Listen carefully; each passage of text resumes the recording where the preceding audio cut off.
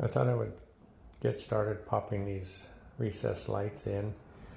I bought these online through Amazon. They're 4-inch pancakes, and we bought 12. This box has 12 and it was about $65, which is a pretty good price. I get these at Home Depot, different brand, but they're about $20 each. So now we're gonna wire them up into all these holes. I have 12 lights total, 8 in the main room and 4 in the bathroom. And these are also rated for wet locations. So there is one over the shower. I wanted to make sure that I got the proper light for that spot. And these come with a knockout on both sides so that you can put in a wire protector.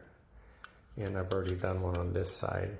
And that's where I'll be pushing the 2 wires through that we're going to hook up to the light. And typically you wouldn't use 12 gauge to do this, but I reused, or shouldn't say reused, but I used some leftover materials that we had from some of our other jobs, and I just happened to have 12. 12 is thicker than 14, which would typically be used here, but it's going to work out just fine. It's a little tighter to get them to work into these small boxes, but I'll show you what that looks like in a minute. I got my 2 pieces of Aromex pushed through the wire protector in the side of the box, and I find it's easier to push them through before you strip the wires. So now that they're in there, I'll strip them and separate the 3 wires that are inside that yellow jacket.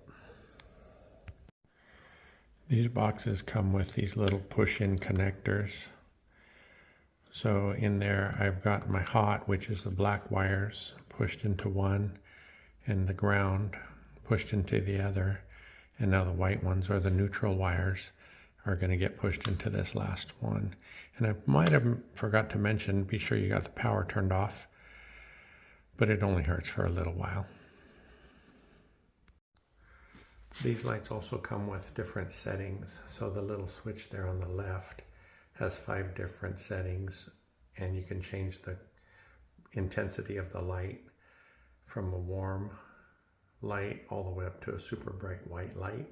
I usually set them in the middle, which is at 3500 K ohms. So it's not pure white, but it's not too yellow. And then we'll see how it looks. We might want to switch that out later, but this white lead comes from the transformer, which changes the voltage from 120 down to the low voltage head. I'm not sure what it drops it down to, probably somewhere around 12 volts. And I'll show you what that looks like once it's connected. I looked here on the back of the light for the specifications. It says it works between 26 and 34 volts, and the output is 11 watts. For LEDs, that's pretty bright. So the first one's ready. Now that little metal box gets pushed up into the hole, and then the light has those 2 orange tabs that grab onto the sheetrock. So they're really slim, so even if you had a 2x4 in the way, you should still be able to get these in. I'm going to put it in temporarily, and then I'll remove the light until after I paint.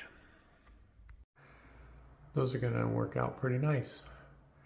On this one, sometimes you drill a 4-inch hole to fit the light. This one was about a 4 3/8 of an inch hole, and it worked out perfect. So then I'll just remove the light fixture until we prime and paint, and we'll pop them back in.